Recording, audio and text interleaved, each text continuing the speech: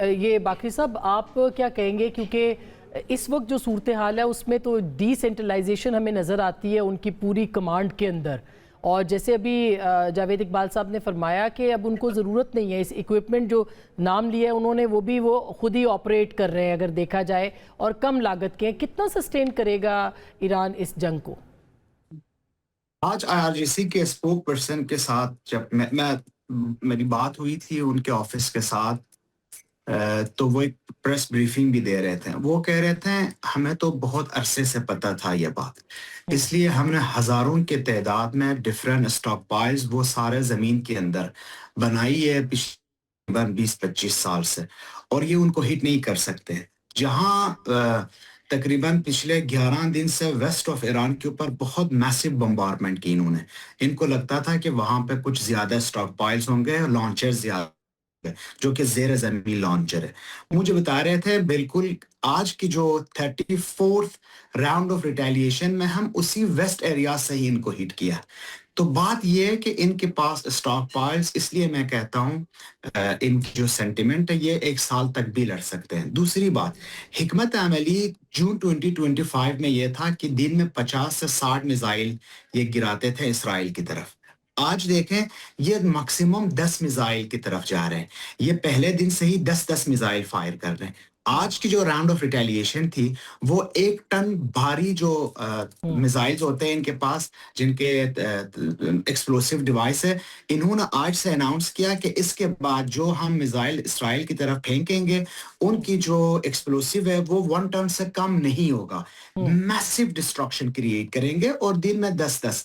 اگر ان کے پاس جس طرح یہ خود کہہ رہے ہیں کہ ہزاروں کے تعداد میں ہے، اگر ہم 2000 ہی سمجھیں اور دن میں 10 ہی فائر کرنا ہو تو آپ یہ دیکھیں گے کتنا سسٹین کریں گے. تیسری بات، یہ مقامی پیداوار ہے، یہ امپورٹ نہیں کر رہے ہیں، اور ابھی بھی ان کی اسٹیل مینوفیکچرنگ کمپنیز 3 شفٹ میں کام کر رہے ہیں.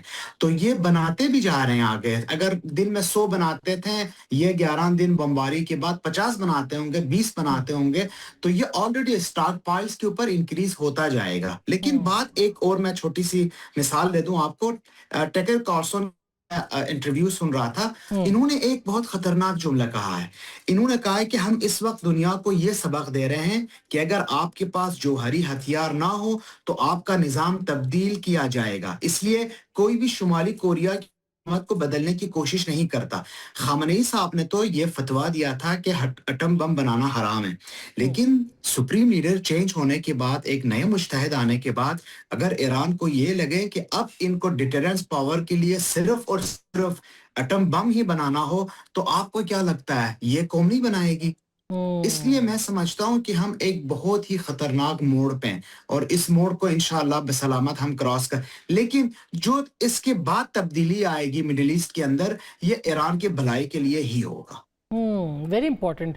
ظاہر صاحب، جج صاحب آپ کو کیا لگتا ہے یہ جو بات ابھی کی ہے کہ جوہری ہتھیار نہیں ہے تو ہم آپ کے اوپر حملہ کر دیں، ظاہر ہے کہ وہ بنائیں گے، وہ نیا فتویٰ بھی آ سکتا ہے، لیکن ہمیں تو اس بات کی حیرت ہو رہی ہے کہ امریکہ جو کہ اتنی بڑی کہا جاتا تھا کہ ان کے پاس اسلحہ ہے، بارود ہے، اسرائیل، وہ تو ہمیں ٹیکنیکل وار کے اندر بھی، دوسری وار کے اندر بھی ہمیں اس پاور کے ساتھ نظر نہیں آ رہے ہیں. ان کے پاس تو اپنے ہتھیار بنانے کے لیے وہ ڈیپینڈنٹ ہیں چائنا کے اوپر، اور and of this month president Trump جو ہیں وہ چائنا جا رہے ہیں ان کے ساتھ. ظاہر ہے کہ وہ بات چیت کریں گے وہ سارے معاملات کے اوپر جو کہ ان کو چاہیے اس وقت ہتھیار بنانے کے لیے. کیا کہیں گے سر آپ؟ دیکھیں آسما، یہ جو ان کا نوشن ہے نا جی will take you to the stone age, یہ ریزائڈ کرتا ہے ان کی اسٹریٹجی میں شروع سے. یہ اسی طرح انٹیمیڈیشن کورجن یہیں سے شروع کرتے ہیں. ویتنام میں پریزیڈنٹ جانسن نے یہی سٹیٹمنٹس دی تھی، اور پھر انہوں نے کوشش کی تھی کہ یورپ ان کے ساتھ ملے، اور یو کے نے اس وقت ریزسٹ کیا تھا. اس دفعہ بھی افغانستان میں ویسٹ ان کے ساتھ تھا، نیٹو کی فورسز تھی، نیٹو کا بھی پھر اسی کو انکریز کرنے کے لیے ملٹرائزیشن آف نیٹو کو ہم نے دیکھا کہ تاکہ یہ وہ انویسٹمنٹ لائیں. آئی ایم شیور کہ امریکہ کو سٹریس فیل ہو رہا تھا، دیٹس وائی نیٹو کے اوپر پریزیڈنٹ ٹرمپ نے پریشر ڈالا کہ اپنے جی ڈی پی کا 2% یہ 5% کی طرف جائیں اور میرے ساتھ پارٹنر بھی رہیں وار کے اندر.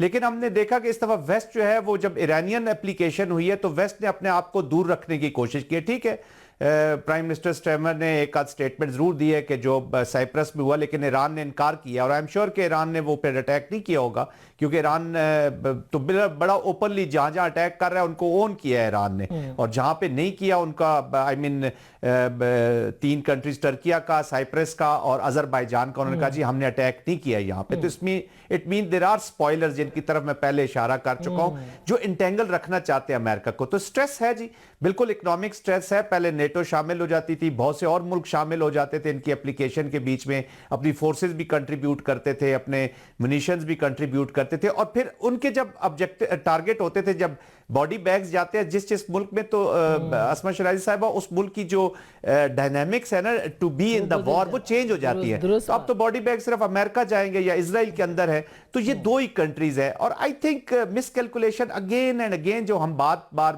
बार कर रहे हैं, स्ट्रेटेजिक मिसकैलकुलेशन, वो यही मिसकैलकुलेशन है। तो at the end of the day रजीम, अच्छा फिर अभी यूएस मिलिट्री में और यूएस की पॉलिटिकल लीडरशिप में भी मुझे थोड़ा सा लगता है कि थोड़ा सा डिफरेंस है प्रॉबेबली, क्योंकि जब आपके इकोनॉमिक एडवाइजर्स या जो आपके बिजनेस पार्टनर्स या उनकी जब एडवाइजर्स पे आप वॉर करते हैं तो मिलिट्री स्ट्रेस में आती है। हम खुद फौज में रहे हैं, जब पर्पस के साथ आप वॉर नहीं करते तो मिलिट्री के एप्लीकेशन में बड़ा जमीन आसमान का फर्क होता है। दुरुस्त बात है। यूसुफ साहब, आप क्या कहेंगे कि क्या मुआशी वर्ल्ड ऑर्डर बदलेगा अगर ये जंग, जो कि अब तक इसका पांसा जो है वो ईरान की फेवर में है, कल क्या होगा हम नहीं कह सकते कुछ भी, आपको लगता है कि मुआशी वर्ल्ड ऑर्डर भी बदलेगा? देखिए, मैं तो ये नहीं समझता कि कोई माशी वर्ल्ड ऑर्डर में कोई बहुत बड़ी इससे तब्दीली आ जाएगी, इसलिए कि माशी वर्ल्ड ऑर्डर जो है वो दिहाइयों पर मुहित है, और उसमें जो सबसे अहम तरीन किरदार है अमेरिका के बाद वो चीन का है।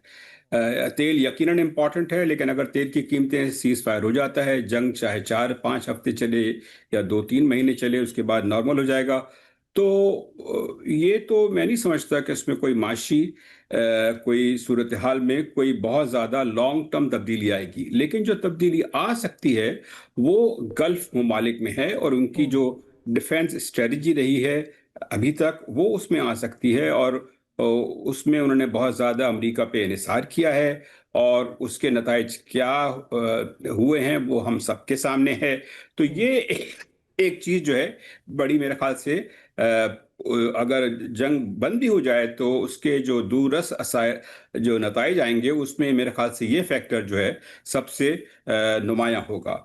और एक बहुत, मैं इस बात का भी जिक्र करूंगा कि जिक्र होता है कि जो पूरी खलीजी ममालिक हैं इनके पास बहुत माशी पावर है, ये सही है, लेकिन इनके जो इन्वेस्टमेंट्स हैं तकरीबन वो $5 ट्रिलियन हैं, और जो अमेरिका की स्टॉक मार्केट जो है तकरीबन $60 ट्रिलियन से भी ज्यादा की है, तो उसमें इनका जो परसेंटेज जो है वो काफी कम है। तो इसमें बहुत ज्यादा मेरे ख्याल से एग्जैजरेटेड सेंस है कि वो कितना इन्फ्लुएंस इस्तेमाल कर सकते हैं। यकीनन इन्फ्लुएंस है, लेकिन इतना नहीं है जिस तरह के बाज़ लोग समझते हैं।